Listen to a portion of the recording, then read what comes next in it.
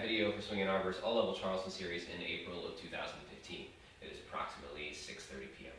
Okay, so we did some exciting stuff in class 2. Once we got out of some of the basic Charleston concepts and steps, we moved into a really slick turn that took us from collegiate into side-by-side, which we used as a springboard to get us into tandem, where we will be spending probably most of the next 2 weeks in.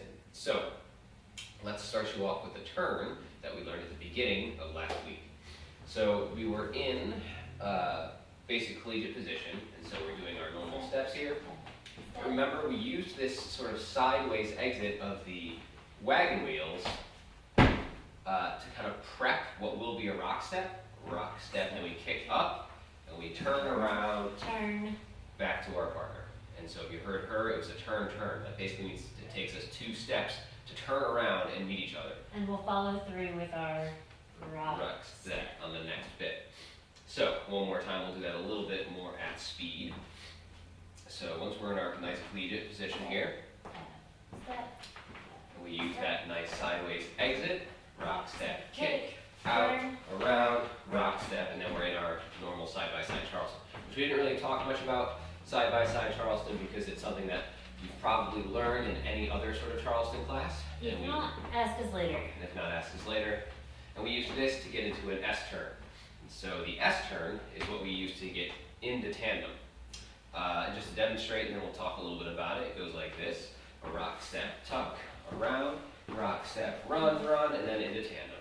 And then we spent a lot of time here. So, really quick breakdown. Yeah, really quickly, we also mentioned that our basic step in tandem is going to be slightly different from our 20s basic that we had. So when we switch to tandem and more 40 style Charleston, what we're going to have is more of a it's more like kick step, so it's kick, step, kick, step, kick, step. It's a little bit more athletic and also a little bit more down. So we tend to be a little bit more athletic when we do this variant, although there's no necessarily right styling for it. We just decided we were going to do it a little bit down. All right. And that's how we kind of approached. We didn't do a ton of it because it was exhausting, but that's how we want to kind of approach most of what we're doing in tandem, because most of the turns, most of the ideas we're going to utilize those kick steps more than they use the touch steps of typical 20s Charleston. So you're getting kind of like Charleston through the ages in this class. Yeah, so that kick step will be kind of a useful mantra for some of the things that you're doing in tandem. Precisely. Okay, so the S-turn. The S-turn starts with a pretty basic tuck turn. Rock, step, tuck. And then what's going to happen is I'm going to send her through under my arm. And I am going to then rock step her back. Note Chris's hand is nice and low and it's guiding me back. It's behind him here. And currently right now we're still mirrored. But what happens is that when I bring her hand forward here, I'm going to go run. So I'm taking 2 steps for her, 1. Follows, I'm just stepping onto my right. And I've guided her hand around so that I can catch with her right hand with my right hand, and then meet her left hand with my left hand, so we can step back on the 1 to get into tandem. And as Chris steps back, the same hand, his left hand, is going forward. This so her is hands in counter body motion. So always. In typical fashion, when we do Charleston or any sort of Lindy Hop dance or jazz dance, typically our arms are going to swing opposite of our legs, which is especially true in tandem. And especially important because as a follow, I can't see where your feet are going. So that's all I've got. So don't Frankenstein this. Just make sure you're doing nice counter body motion. And right now we're just kind of doing our basic Charleston. I'm going to turn to face you guys this way.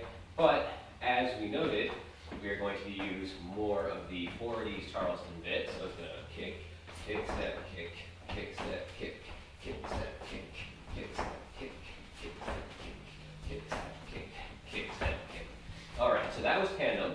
Let me show you the S-turn from one more angle. Why don't we show you side by side from this sort of profile. I'm just going to do it at speed. You guys should be able to slow this down on YouTube if you want. 5, 6, 7, 8. A rock, step, tuck, around, rock, step, run, into tandem. This is a 10 count move. which is something worthwhile to note.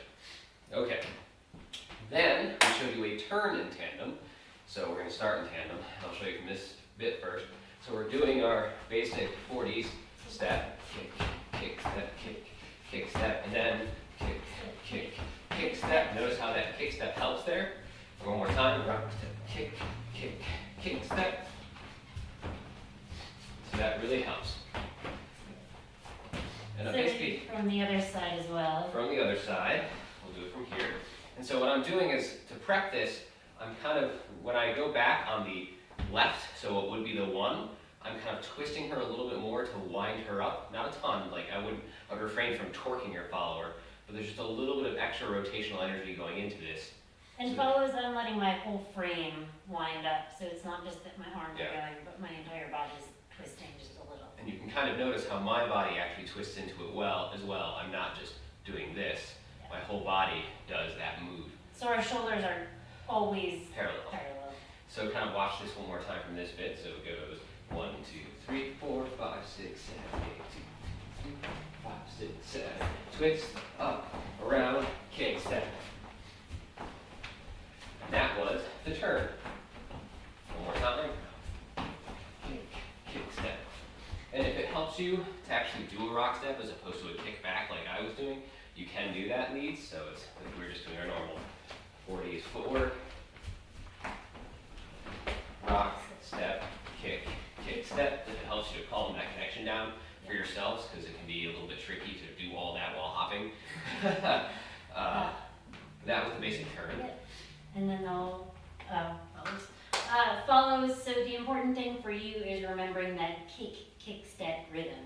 So after our rock step, we're kick, step, and we're going to be pivoting on our left while we kick, step on our right. Leads, remember that once we get our hand around, we need to be ready to get her back into that position. So after I got her around on this turn, as I bring her around, Kick, my hand starts step. coming, once it gets over into a safe area, so basically when her hand is starting to point that way, I'm starting to think about bringing it down again. So when I bring her around, here I'm thinking back down again. Step. Because now, once her hand is facing that way, I'm not going to torque her shoulder anymore, and it really helps prep her back into that grounded position we need to get us to step back on the 1 for Yeah. regular tandem. Chris is going to keep my weight over here on my right so that I know that I'm going back. Correct. So, then we showed an exit out of tandem.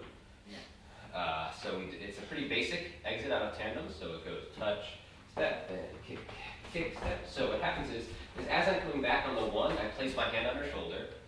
Sorry, I'm going to pause here. So I take my hand from her hand, put it on her shoulder. So you can kind of see it from this bit. So when she comes back on the 1, I'm loading kind of a spring and letting her go out like that. So at speed, kick, step, kick, step, here, kick, kick, kick, step. And that was kind of the basic exit, a little bit sloppy, but it's hard to talk and do it at the same time. Let's do this from, let's start forward. This is kind of ends So up. we'll start forward. And so we're doing our normal Charleston here. Kick, step, kick, step, and out, kick, kick, step. So Rock leads, step. for me, I said kick, kick, step. It's not the same timing as kick, kick, step, because I need to basically do a double pulse or a double kick on my right leg in order for us to get back on the proper footwork. So you've probably noticed after that run, our feet are now the same. We're both moving our right foot at the same time as each other. Whereas in typical Charleston, it's mirrored, so my left foot moves when her right foot moves, etc. So when I get her back in that Charleston position, I need to do a kick, step, 2 kicks and a step. So kick, kick, step, in order to eat up those weight changes for myself while she maintains her regular footwork so that we end up back on the proper beat. Yeah. And follows, we're just kind of unwinding out of that connection, right? He gives us a push on our shoulder, and we're unwinding all the way out, at which point his hand is going to guide us back to his side. And so that's an important part, lead, is that once we have our followers out here, whoop, go back out here. So we're going to go kick. So when I bring her around, I need to make sure that I guide her hand in this nice C shape so that way I can put my head on her back and accept her back into this side-by-side position.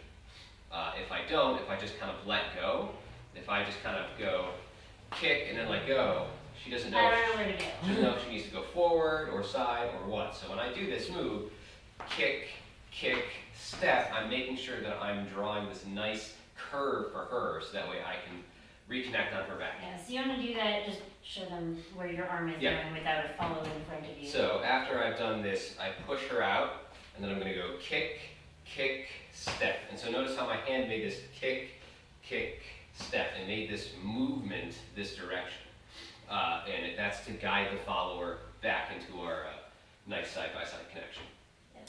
And that's class 2. class 2. You guys were awesome.